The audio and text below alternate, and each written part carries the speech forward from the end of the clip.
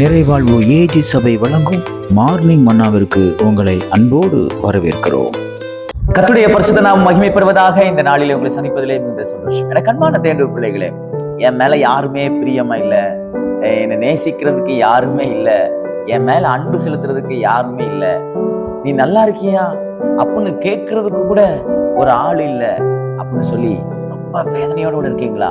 என் மேல ரொம்ப பிரியமா இருந்தவங்கலாம் இன்னைக்கு எனக்கு எவ்வளவு எதிரா மாறணுமோ அவ்வளவு எதிரா மாறிட்டாங்க, நான் இங்க ரொம்ப உடைஞ்சு போயிருக்கிறேன் நீங்க சொல்றீங்களா? இன்னைக்கு கர்த்தர் அவங்களோட பேசுகிறார். சங்கீதங்கள் புஸ்தகம் 18வது அதிகாரம் பாருங்கள், நான் வாசிக்கிறேன் பாருங்கள். 19வது வசனத்துடைய கடைசி பகுதி இப்படியாக சொல்கிறது, என் மேல் பிரியமாயிருந்தபடியால் என்னை தப்புவித்தார். கர்த்தர் உங்க மேல பிரியமா இருக்கிறார். எனக்கு அன்பான தேவ பிள்ளைகளே, யார் உங்க மேல பிரியமா இருக்கிறாங்களோ இல்லையோ, கர்த்தர் உங்க மேல ரொம்ப பிரியமா இருக்கிறார். விசுவாசிக்கிறீங்களா? ஏன் அப்படி சொல்றேன் அப்படின்னா, இன்னைக்கு உங்களுக்கு வரக்கூடிய பிரச்சனை, உங்களுக்கு வரக்கூடிய நெருக்கடி, உங்களுக்கு வரக்கூடிய சில சூழ்நிலைகள் எல்லாம் ஆண்டவர் தடை பண்ணி போட்டிருக்கிறார். அவைகளிலிருந்து உங்களை தப்புவித்திருக்கிறார், உங்களை காப்பாற்றி இருக்கிறார், உங்களுக்கு நன்மை செய்திருக்கிறார் என்றால் அதற்கு அடையாளமே அவர் உங்க மேல பிரியமா இருக்கிறார் என்றுதான் அர்த்தம்.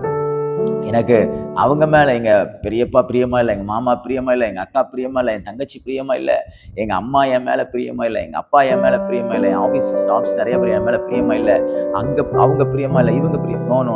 கர்த்தர் உங்க மேல பிரியமா இருக்கிறார். அதனால நீங்க மற்ற காரியங்களை குறிச்சு நீங்க ஒன்றும் யோசிக்காதீங்க, மற்ற காரியங்களை குறிச்சு புலம்பாதீங்க. இன்னைக்கு ஆண்டவரை பார்த்து சொல்லுங்க, ஆண்டவரே என் மேல நீங்க எவ்வளவு பிரியமா இருக்கீங்க பாருங்க. உங்களையும் என்னையும் பார்க்கறதுக்கு முன்னாடி நம்ம மேல எவ்வளவு பிரியமா இருக்காரு அப்படிங்கிறதுக்கு, நான் செஞ்ச தப்புக்கு, நான் செய்ய போகிற தவறுகளுக்கும் எல்லாவற்றுக்கும் இயேசு கிறிஸ்து அவர் சிலுவையிலே அடிக்கப்பட்டிருந்தார். நான் ரட்சிக்கப்படுவதற்கு முன்பதாகவே எனக்காக பலியானார். அது எதை வெளிப்படுத்துகிறது என்றால், அவர் என் மேல பிரியமா இருக்கிறார். பாருங்க, அட்வான்ஸ்டா பாருங்க, நம்ம ரொம்ப யார் மேலேயே ரொம்ப பிரியமா இருந்தா இப்படி செய்வோம் பார்த்துருக்கீங்களா? இத நீங்க அவங்களுக்கு கொடுத்துருங்க, நான் கொடுத்ததா அவங்களுக்கு தெரிய வேண்டாம் அப்படின்னு சொல்லி சில பொருட்களையோ பணத்தையோ செல்வத்தையோ கொடுப்போம் பார்த்துருக்கீங்களா? அது எதை வெளிப்படுத்துறது? நம்ம அவங்க மேல வச்சிருக்கிற பிரியம்.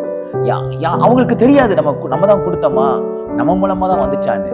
ஆனா அதே போலதான் இயேசு கிறிஸ்து நமக்காக பல அற்புதங்களை, பல நன்மைகளை அவர் நமக்காக செய்திருக்கிறார். ஆகையால் என் மேல யாரும் பிரியமா இல்லைன்னு இனி சொல்லாதீங்க, கர்த்தர் உங்க மேல பிரியமா இருக்கார். ஆகையால் நீங்க பயப்படாதீங்க.